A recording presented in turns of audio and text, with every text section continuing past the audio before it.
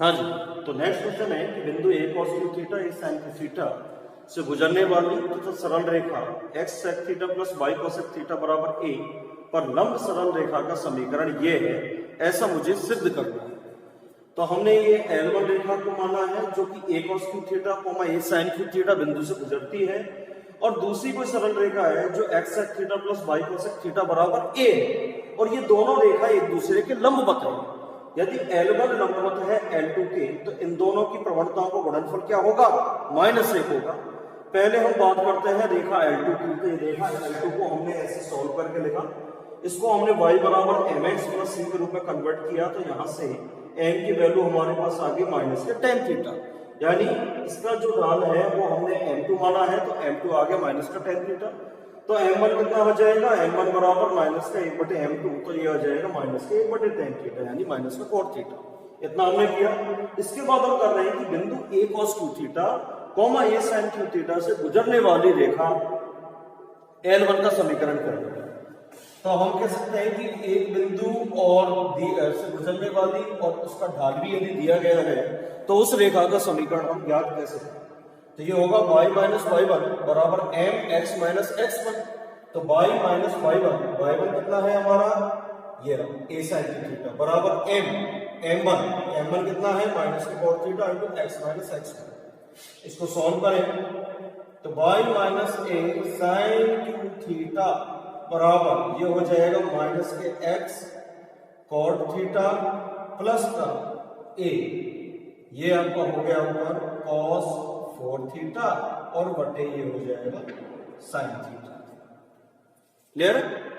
ये कुछ ऐसे कन्वर्ट हो जाएगा। आपका cot थीटा है तो cos थीटा बटे sin थीटा है, तो उसके अकॉर्डिंग हमारा ऐसा हो गया। क्लियर? अब इसको थोड़ा हम सॉल्व कर लेते हैं, क्योंकि हमें तो रेखा का समीकरण उस रूप में चाहिए। अब देखिए वो पूरा समीकरण साइन कोस में आ रहा है, तो इसको भी हम साइन कोस में कन्वर्ट करके फिर सॉल्व करते हैं। ले रहे हैं? तो बहुत ही बेसिक क्वेश्चन है, बट अच्छा क्वेश्चन है।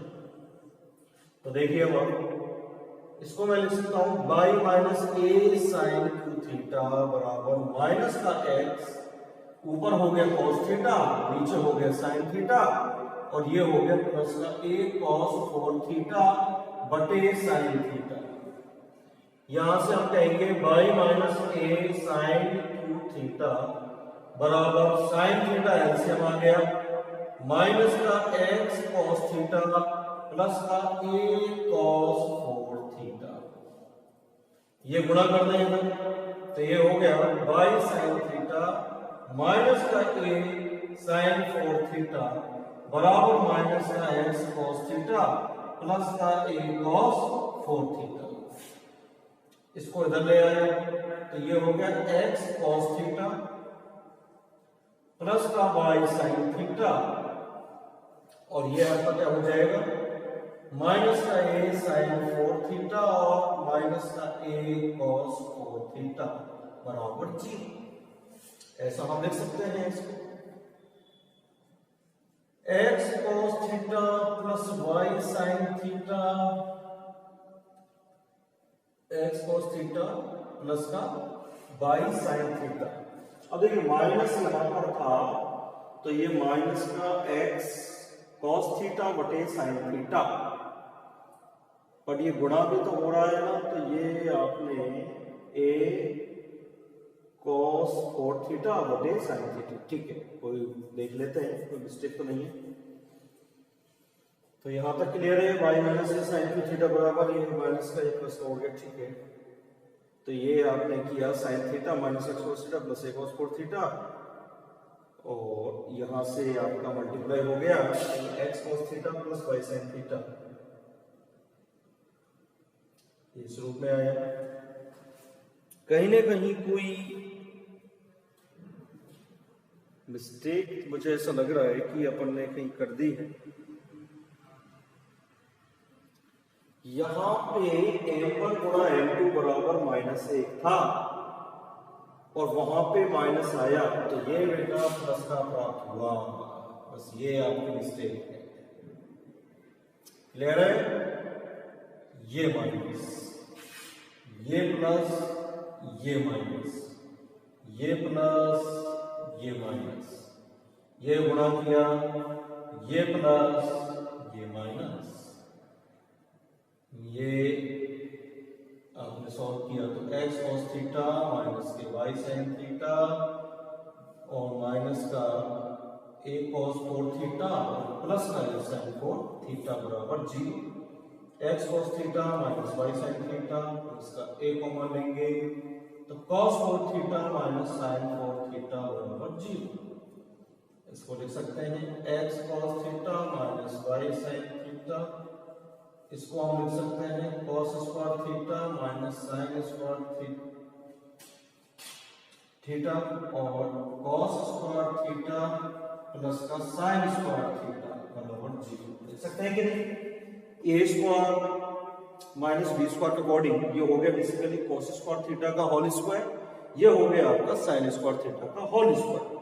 तो ये हम लिख सकते हैं a square minus b square से a प्लस b और a माइनस b, ये तो हो गया a, ये आपका बचा तो x cos theta minus y sin theta plus का a cos 2 थीटा बराबर क्या आ गया आपका 0। क्लियर? कोई प्रॉब्लम इसमें?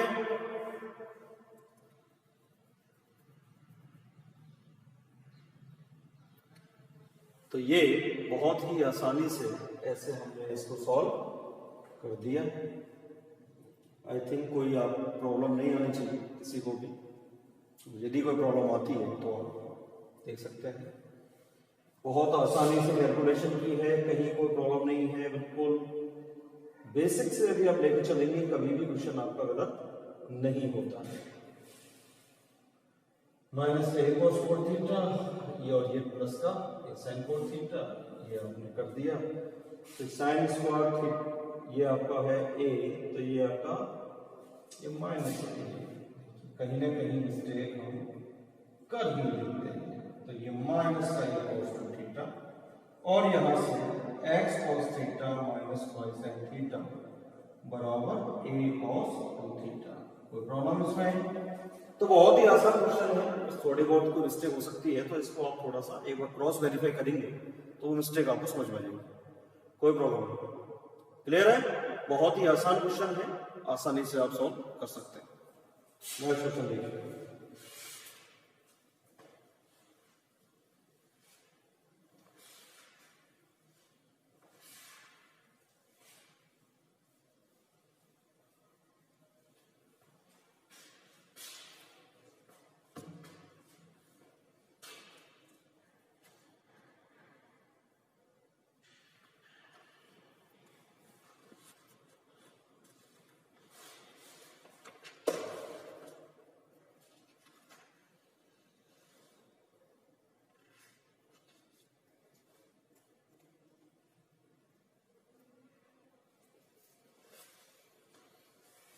देखिए अगला यदि किसी रेखा का अक्षों के मध्य का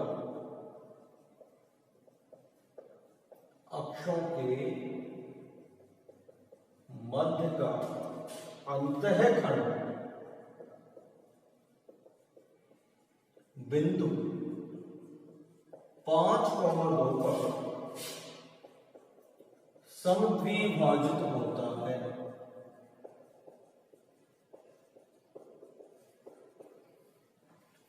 तो रेखा का समीकरण क्या है?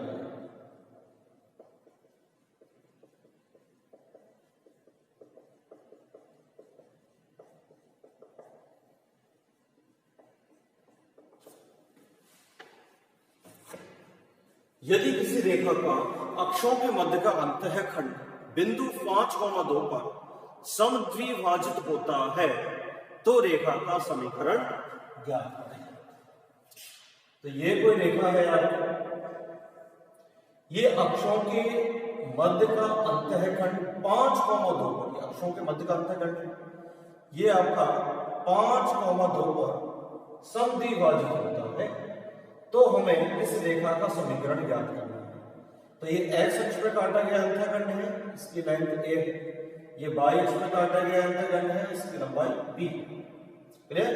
तो ये आपका हो गया इस बिंदु के निर्देशांक a, 0, इसके निर्देशांक हो गए 0, d। क्लियर? ये बिंदु मान लीजिए आपका a है, ये बिंदु आपका b है और ये बिंदु आपका c है। तो मैं ये कह सकता हूं कि a तथा b का मध्य बिंदु क्या है? C है। तो इसका मतलब क्या हो गया? A और B का मध्य बिंदु हम निकाल देते हैं, तो क्या हो जाएगा? A प्लस 0/2 और ये क्या हो जाएगा? 0 प्लस B/2। यही बिंदु C है, तो ये C हो गया। तो C बिंदु के निर्देशांक हमारे A/2, B/2 है। क्लियर है? भाई C बिंदु पे समद्विभाजन हो रहा है तो C बिंदु के निर्देशांक हमने अपने अनुसार निकाल लिए। अब यही बिंदु प्रश्न में भी दिया गया है। अब बात करते हैं प्रश्न से। प्रश्न से C बिंदु के निर्देशांक है 5, 2। अतः A/2 बराबर 5 और B/2 बराबर 2। तो यहां से कह सकते हैं कि A बराबर 10 और B बराबर 4। क्लियर? A का मान 10 और B का मान 4। A और B का मान मुझे मालूम है तो रेखा का समीकरण तो मैं निकाल सकता हूं, क्योंकि ये अंतःखंडों की लंबाई तो है। तो अंतःखंड रूप आपने यूज किया जो होता है x/a प्लस y/b बराबर a। वैल्यू पुट करेंगे तो x/10 प्लस y/4 बराबर a। सॉल्व करेंगे तो लघुत्तम आपका आ गया 40, ये आ गया 4x, ये आ गया 10y, ये a। सॉल्व करें 4x प्लस 10y बराबर 40, 2 से डिवाइड किया तो 2x प्लस 5y बराबर 20। ये उस रेखा का समीकरण आ गया जहां पे कोई बिंदु 5, 2 रेखाओं के मध्य काटे गए अंतखंड को समद्विभाजित करता है। क्लियर? तो ये उस रेखा का समीकरण है 2x प्लस 5y बराबर 20। क्लियर है गए? तो बहुत ही आसान प्रश्न है ये।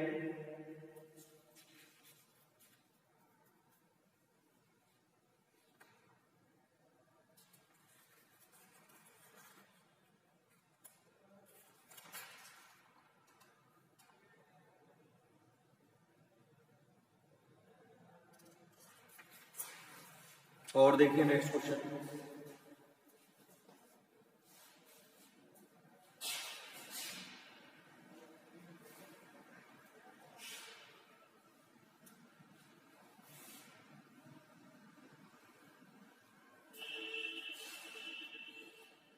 अगला क्वेश्चन है कि मूल बिंदु से रेखा, देखिए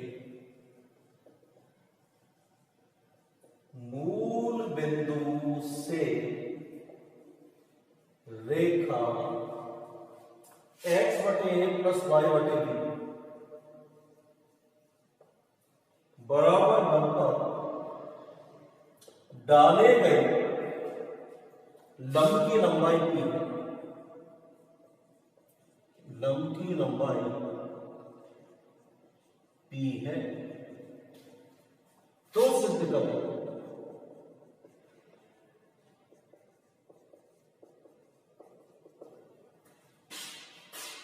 1/p² बराबर 1/a² plus 1/b²।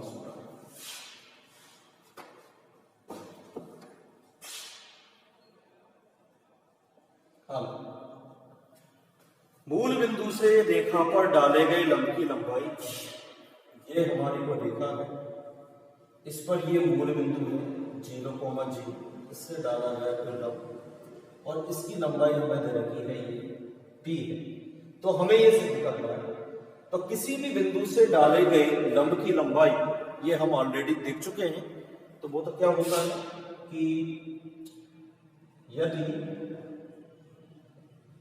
Rekha ax plus by plus c बराबर 0 है तो बिंदु x1 y1 से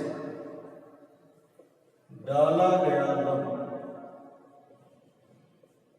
कैसे निकालते हैं? ax1 plus by1 plus c बटे under root of a square plus b square, इस प्रकार निकाला जाता है। तो देखिए अब रेखा क्या है हमारी, रेखा है x बटे प्लस y बटे b बराबर 1। इसका एलसीएम ले लेंगे, क्या एलसीएम मत लीजिए, डायरेक्टली वैल्यू तो कर दी कर सकते हैं। बिंदु क्या है हमारा